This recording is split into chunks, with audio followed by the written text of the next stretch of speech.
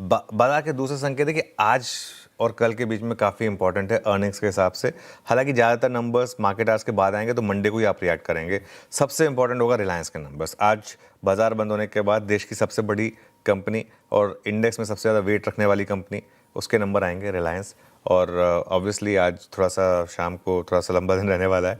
इसके अलावा और क्या इंपॉर्टेंट नंबर्स आएंगे? इंडसइंड बैंक के नंबर्स आएंगे, श्रीराम फाइनेंस के नंबर्स आएंगे, एलटीएफ के नंबर्स आएंगे और हिंदुस्तान जिंक के आएंगे। मैंने कुछ चुने, वैसे तो बहुत सारे नंबर्स हैं। और कल भी इंपॉर्टेंट नंबर्स आने, खासतौर से बैंकों के, एक्सिस बैंक, आरबीएल बैंक और आईडीएफसी फर्स्ट बैंक। तो एक टीयर 2 बैंकिंग के काफ़ी नंबर्स आने वाले हैं। तो ये तो नंबर्स की अपफ्रंट बात होगी।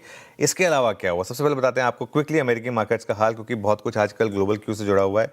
निचले स्तरों से रिकवरी हुई, लेकिन फिर भी गिरावट के साथ बंद हुए हम अमेरिकी मार्केट्स में। ये आपकी स्क्रीन पर आएगा। नैस्डैक खासतौर से और सॉफ्टवेयर स्टॉक्स में कल काफ़ी गिरावट थी। S&P 500 ने इंटरडे में ऑल टाइम हाई छुआ, लेकिन फिर भी हम नीचे गिरकर बंद हुए।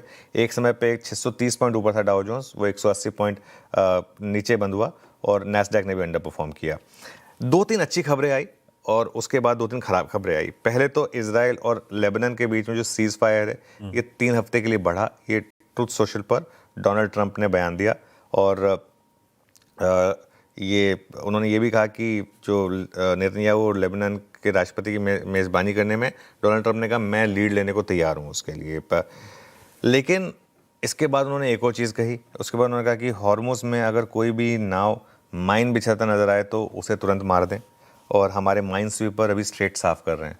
वो बचपन में गेम खेलते थे ना, माइन स्वीपर, वही गेम होता था एक, है ना, उस समय पे।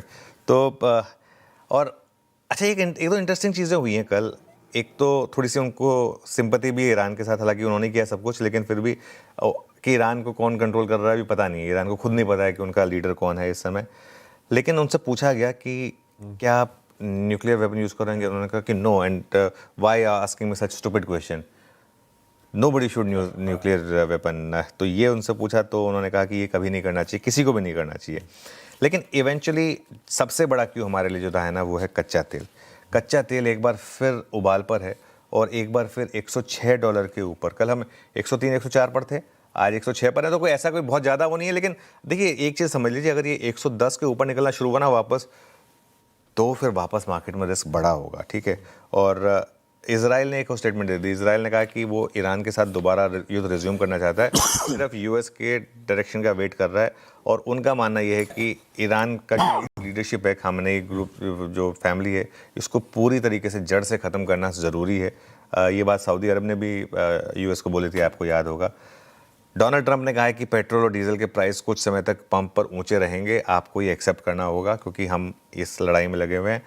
उनसे एक बार ये पूछा कि आप कितना वेट कर सकते हैं डील के लिए, तो उन्होंने आंसर दिया कि हम वियतनाम में 18 साल थे, 18 साल तक रहते, हमें कोई जल्दी नहीं है, हम अपना टाइम लेंगे।